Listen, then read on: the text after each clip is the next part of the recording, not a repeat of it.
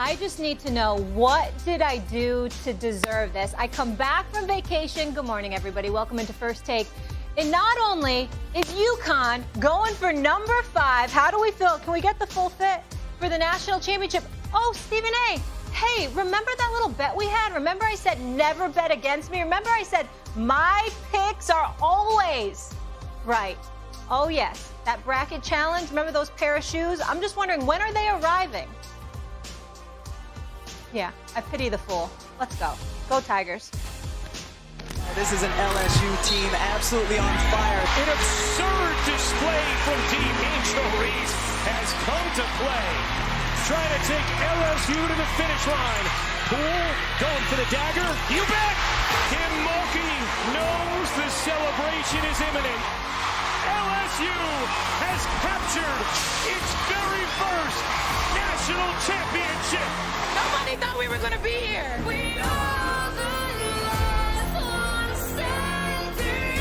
the biggest goal is to be a national champion, and that's what I did, and that's what I can just brag on. Gotta put some respect on LSU. A turnaround for the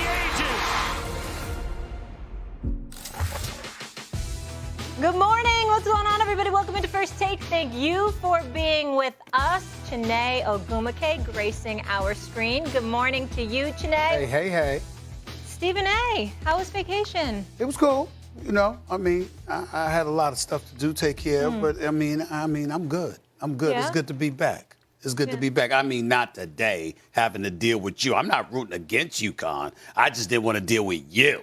But, hey, it is what it is. Hey, Shana, how you doing? I like the look, the hair, the outfit. Okay. Thank you. All right. Thank you so much. Right. I thought it was just Palm Sunday, not Easter Sunday. You have your Easter fit on, Stephen A. No, it doesn't matter. It's springtime. I can rock this. I do look. It looks quite good. I if like should it. say Pretty so in myself. pink. Thank you very, very much. Thank you very much. All right.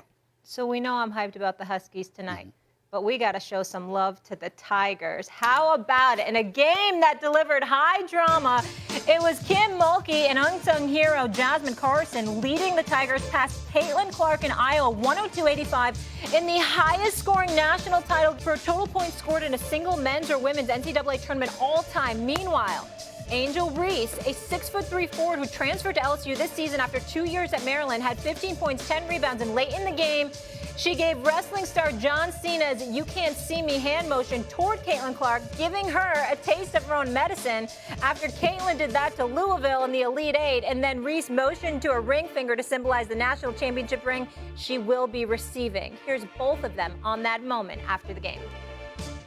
Caitlin Clark is a hell of a Incredible. player for sure.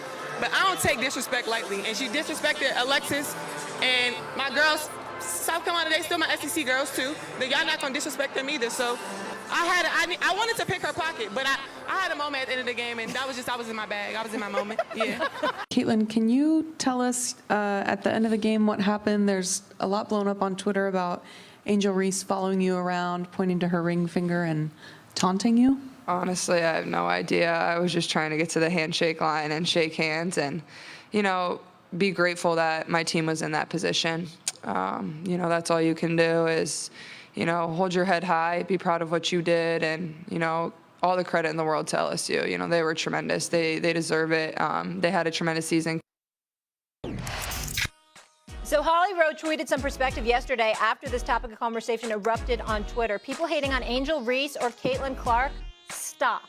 Unapologetically confident young women should be celebrated, not hated. Get used to it. All right, Chiney, I'll start with you here. Is Angel Reese facing too much backlash this morning? Yes, she absolutely is. And let me just preface by saying this. This was the most successful women's tournament by the numbers. The most watched Elite Eight games, the most watched Final Four, which we're talking about millions of viewers. History was being made left, right, and center. We all know what Caitlin Clark did. She put up the most points, the most assists, most threes in a title game, which was so impressive. But we also have to talk about what Angel Reese did. 34 double-doubles, the most in NCAA women's side in a season. That was ridiculous as well. But I think I start with that saying that this is good for the women's game. I mean, it takes some dogs to make that type of history, the history that I just articulated by the numbers. And you don't really get to be a dog and get to that platform where you get to bring a national title, the first one back to LSU, without having that type of mentality, that chip on your shoulder. And I feel like we have to let these young women be unapologetically themselves. We need to learn to embrace that side of the game because we don't discriminate when things like that happen on the other side, right? Both sides obviously did the whole I can't see you. You mentioned it, Molly. You know, we saw it with Haley Van Lith and Louisville. That's what Caitlin did. Now on the other side, we're seeing Angel do it, which is part of her personality, part of the reason why she's really helped spearhead this change, this movement to athletes being unapologetically themselves. You heard what she said in the press release. This is for girls that look like me, that hoop like me, that talk like me. There's a whole subset of people that are really happy to be seen in these moments, and they're all female athletes because that's how women are. Like, I think there's this idea that we have to be cookie cutter. We have to be by the book. We have to play the game a certain way for it to be appropriate. As an athlete, you're a competitor. You can be fierce, you can be feminine, and you can go out there and finish. And I think we saw that on both ends. Iowa, what a tremendous season. LSU, what a tremendous season. Angel being herself, Caitlin being herself. And that overall is great for the game. Well, first of all, I don't disagree with anything that you're saying, Janae. I just think that you're being quite nice and lovely, as you always are. So leave the vitriol to me. I'll absorb it. I'll call it what it is.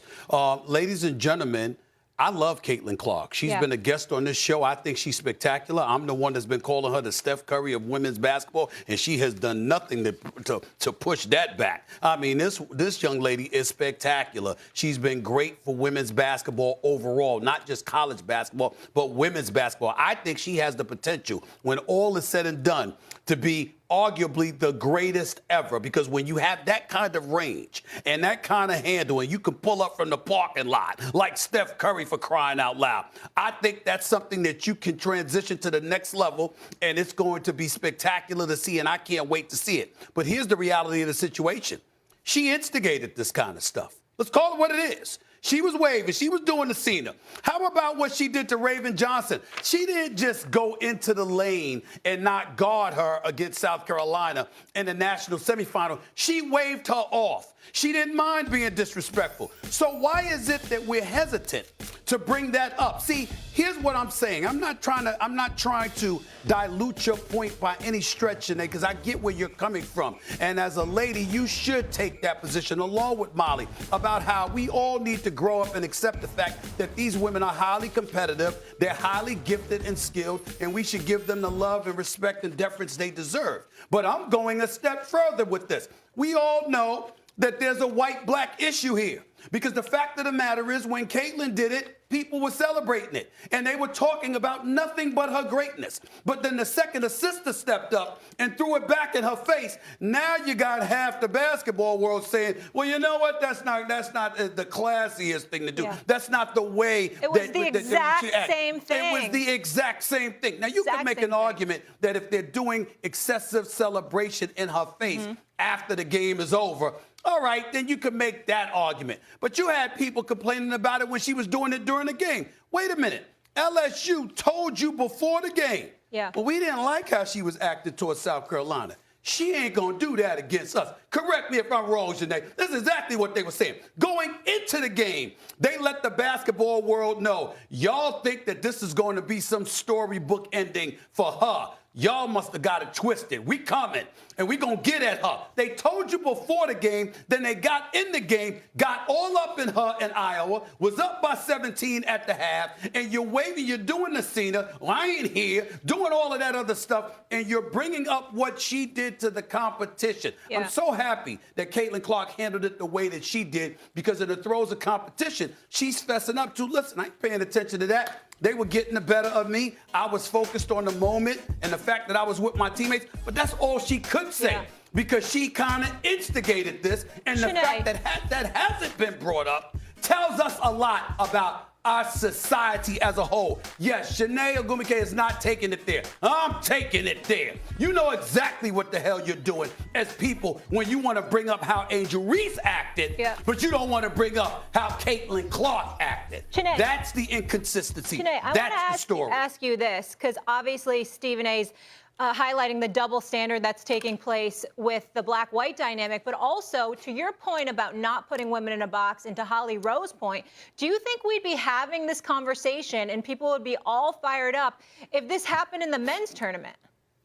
Yeah, I don't think so, because I think people understand that trash talk and being fierce and doing what you want to do is more normalized in their game. And now people are just now understanding, you know, athletes feel like they can take control of their own brands. I mean, we're in the era of NIL where people are getting paid. And at some point, they feel like they can be bigger than the programs themselves. Sometimes that works to the team's benefit, like we just saw with LSU and Angel Reese and Flau'jae and so many great storylines happening. And maybe it can work to a team's detriment. But Stephen A is exactly right. We all know that we can't ignore that there are stigmas in sports.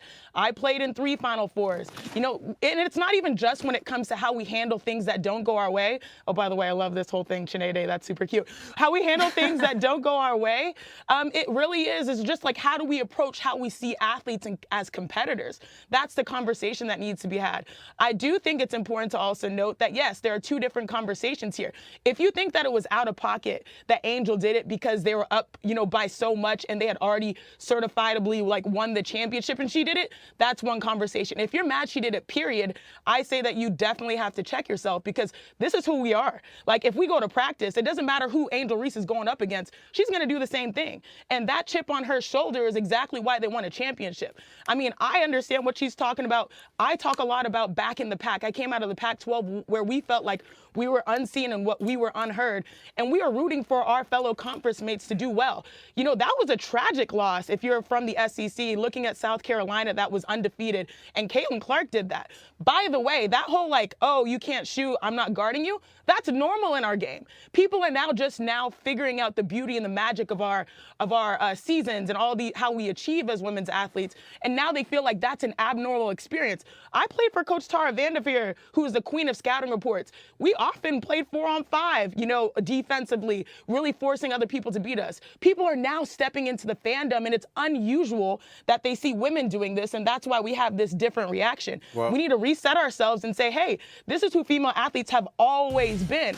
Welcome to the party. Well, I would tell you that's not necessary. It's not necessary to talk about what women athletes have always been. The fact of the matter is women's basketball has never been better than it is right now. It's never been better. And so the fact is we can live in this moment and propel forward. You can do that, okay, without denigrating anything about the past, but just recognizing the fact that the women's sports, particularly women's basketball, has propelled itself to another level. The big thing for me is this, as it pertains specifically to this story. And again, no shade on Caitlin Clark, who's my favorite player, by the way. She's my favorite player in women's basketball. I just think she's spectacular, okay? But I love the fact that the LSU went out and did what they did. And don't get me started with the coach, Kim Mulkey, because, again, we didn't like how she acted when it came to Brittany Griner. We didn't like some of the things that she said. But the reality of the situation is this woman is elite. This woman is on the same level as Gino Auriemma, as the late, great Pat Summitt, and others. She is absolutely spectacular. You can't take anything away from her. In her introductory press conference, she arrived at LSU and said, I see Final Four banners up there, but I don't see a national championship banner. And she did that. That's what I'm here for, and handled her business. So we got to remember that. But in the end, what it comes down to, Molly and Shanae, is this. Caitlin Clark, again, no shade in her direction. But does anybody doubt that her behavior would have been very, very similar if she was the one winning instead of LSU? We've seen what she's done.